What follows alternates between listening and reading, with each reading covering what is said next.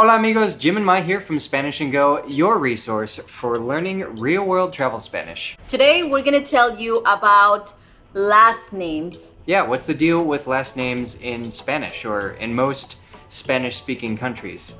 We couldn't find an exception. It seems to be pretty much across the map. If you live or are from a Spanish-speaking country or a Latin American family, for example, you have two last names, right, Mai? Yes. So, I think that's an interesting thing to talk about that's a little confusing. I know it was for me when I first went to Mexico and met all kinds of people with seemingly really long names. Yes, and then everybody was like, what's your name? Your full name? And it was like, Jaime this. And everybody was like, that's it? Two? So short. Yes. Apparently I was missing something. Yes. So what's the deal? How does that work? How do last names work in Spanish-speaking countries? So I'm from Mexico, and in Mexico and in pretty much every other Spanish-speaking country, like Jim was saying, when a person is born, this person gets both the mom and the dad's last names. First, you have your name, your given name. Let's say Rosita. And then if your parents want to give you a middle name, then I don't know, Rosita Maria. But middle names are common. Very Almost common. everyone gets a middle name. Yes, almost everybody has a middle name. And then the next thing would be the father's last name. So Rosita Maria, I don't know if the father's last name is Jimenez.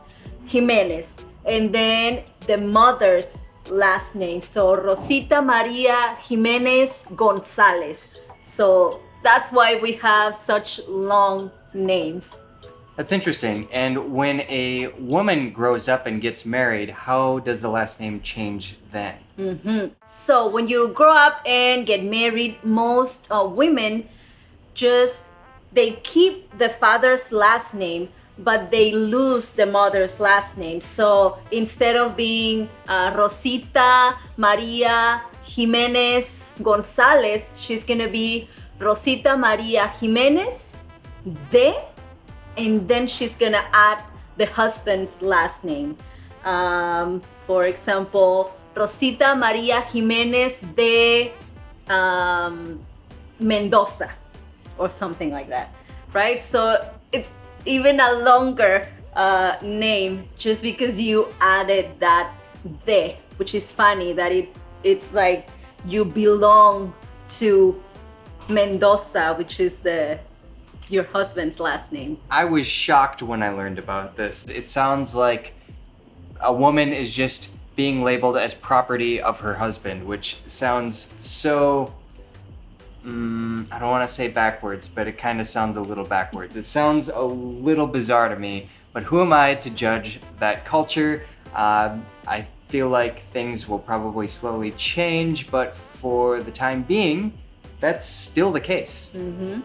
Yeah, and we also have to remember that Mexico and most other Spanish-speaking countries are very machistas. You know, it's like many years ago, and still to a certain extent, the man of the house is like the one who works, and the wife stays home and takes care of the house and the kids. So I don't really feel like it degrades women, but I can see how someone would say like, yeah, I don't like that. I'm not gonna be named like off my husband. I'm just gonna keep my last name. Yeah. Yeah. So Mai and I didn't change our names at all. Well, you know, men don't usually change their names when they get married, but Mai didn't change her name at all. And I think that's great. That's fine. She doesn't have to. We talked about it and neither of us really thought it was necessary. I didn't feel a need to impose my name on her last name, so...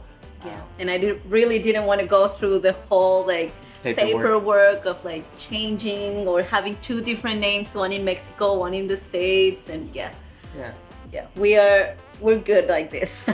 Yeah, and it's really interesting to me because now that we moved to Puerto Rico, I had an experience with this firsthand myself. So You know how in the United States, and I assume probably other countries maybe, if you have to enter an emergency security question, or maybe at your bank you're trying to log in and they ask you for your mother's maiden name.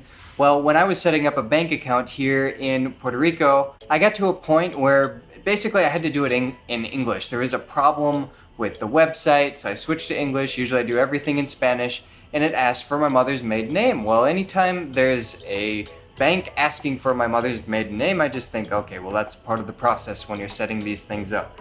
Weeks later, I got a card in the mail with James, middle name, last name, plus my mother's maiden name.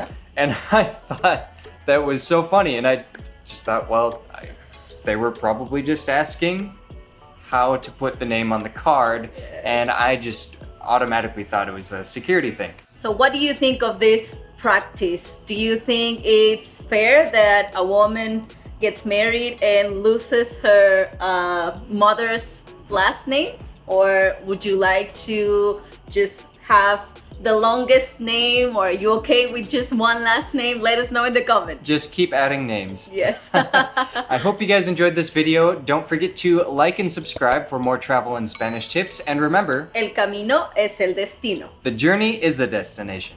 Adiós. Nos vemos pronto.